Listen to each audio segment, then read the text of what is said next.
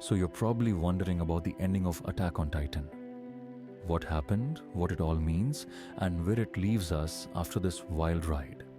It's a pretty intense conclusion, and honestly, it left a lot of people with mixed feelings. But hey, let's go over it together. The story's always been about freedom, about breaking out of the walls and facing the truths about the world. So let's start by looking at the big moments that define where we end up.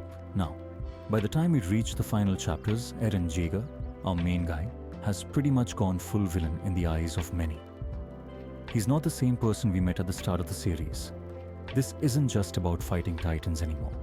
It's about his radical idea of freedom and how far he's willing to go to achieve it. So you know how the rumbling was always something terrifying on the horizon?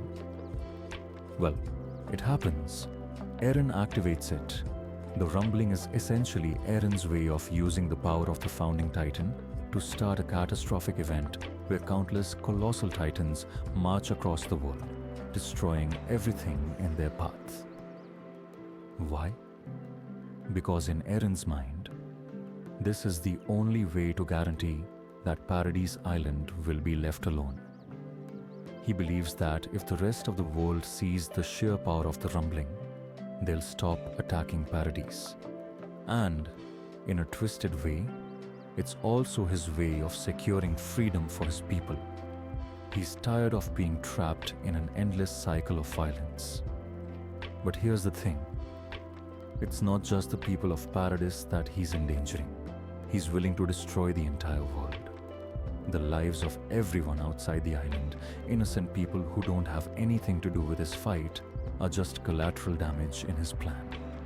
Now this is where things get dark. Eren's actions show how far he's fallen from the idealistic young man we first saw. The trauma of everything he's been through, losing his mother, the war, seeing his friends die, has led him to believe that this is the only solution. Even if it's terrifying and destructive, but you know, not everyone agrees with him. And that's where things really get complicated.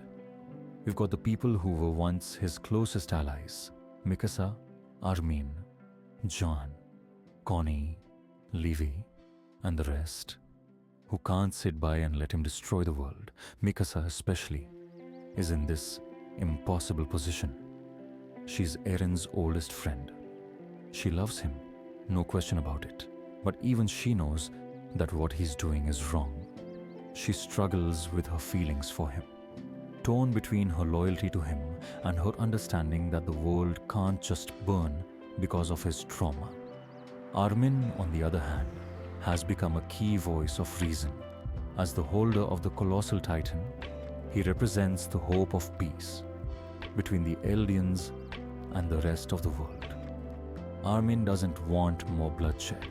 He believes that there's a way to stop the violence and end the cycle without destroying everything. But again, that's easier said than done. Because Eren, in his mind, has already made up his decision. He doesn't see another way out. He's convinced the only way to give his people freedom is through mass destruction.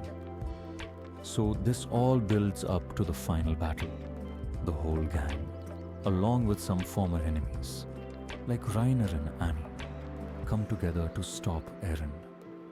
It's honestly one of the most heartbreaking moments in the whole series, because these are people who care deeply for each other, and yet they're willing to kill Eren to save the world. This final clash takes place on the back of the rumbling itself.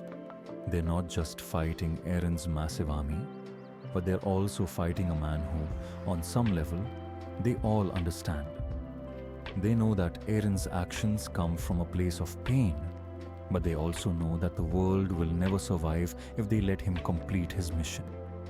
Mikasa, especially, faces the heart-wrenching truth that the person she loved, who she has followed since childhood, has become a tyrant. Armin, too, is fighting someone he cares about, but he understands the bigger picture. If they don't stop Eren, they'll all be doomed. The final confrontation comes down to Mikasa. It's devastating.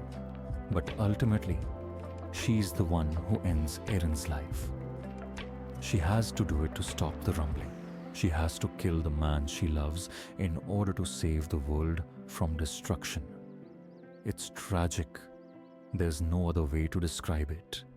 And you have to wonder, did Eren want this? There's a moment in the series where it seems like Eren knew all along how things would play out. He knew that Mikasa would be the one to end it. It's as if he was pushing everyone toward this inevitable conclusion, knowing that the only way to break the cycle of violence was for him to die.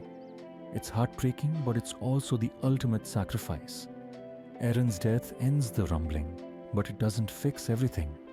The world is still broken, and there's no easy way to heal those wounds, but at least the endless cycle of violence ends with his death. So, what happens after that? There's no happy ending. People don't just go back to normal. There's no big party celebrating their victory. The world is left in ruins. But there's a glimmer of hope. The survivors, Armin, Mikasa, Jan, Connie, are left to pick up the pieces. They're left to rebuild the world. But it's not going to be easy. The scars of the past run deep. There's this sense of peace at the very end. We get a glimpse of Mikasa sitting by Eren's grave. She's moved on, but she'll never forget him. There's a quiet beauty in how the series closes, showing that while Eren's dream of freedom was deeply flawed, the people he left behind have the chance to do better. They're not going to give up, even though everything feels broken. So, what does the ending really mean? At its core, Attack on Titan is about the cost of freedom. It's about what we're willing to sacrifice for it and what happens when we let our emotions and pain cloud our judgment. Eren's journey is one of tragedy, from the naive boy who just wanted to see the world to the man who was willing to burn it all down. But it's also about hope. It's about how, even after everything, there's still a chance for change. Armin, Mikasa and the others have a chance to rebuild, to create a world where maybe, just maybe, the cycle of hatred and war can end. The ending of Attack on Titan is messy, tragic, and bittersweet. It's a conclusion that challenges our expectations. It leaves us questioning what freedom really is, and whether the cost of it is worth the destruction it can bring.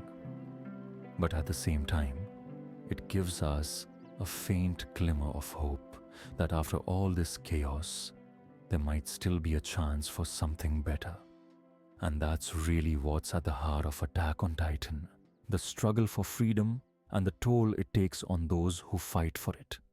So, there you go. That's the ending. It's heavy, right? But I think that's what makes it so impactful. It stays with you long after you finish watching. Like and subscribe. Until next time,